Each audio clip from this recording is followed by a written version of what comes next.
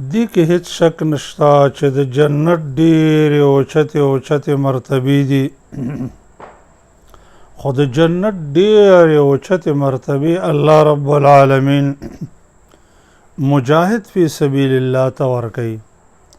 څنګه چې نبی کریم صلی الله علیه وسلم فرمایي ان فی الجنة 100 درجة اعدها الله للمجاهد فی سبیل الله ما بین الدرجتین کما بین السماء والارض. جنت کې الله 100 مرتبه پیدا کړي دي. د یوې مرتبې نه بلې مرتبې ته دومره مسافه ده لکه د ځمکې نه اسمانه پورې چې څومره مسافه ده، د ځمکې نه اسمانه پورې 1500 کاله ده، د یوې درجې نه بلې درجې پورې مسافه ده. خو مجاهد ته الله 100 درجې تیارې کړي دي، 100 درجې د جهاد فی سبیل الله کوونکې انسان ته. او دا یقینا چې ډېر لوی عظمت او شرف دی د مجاهد فی سبیل الله دپاره.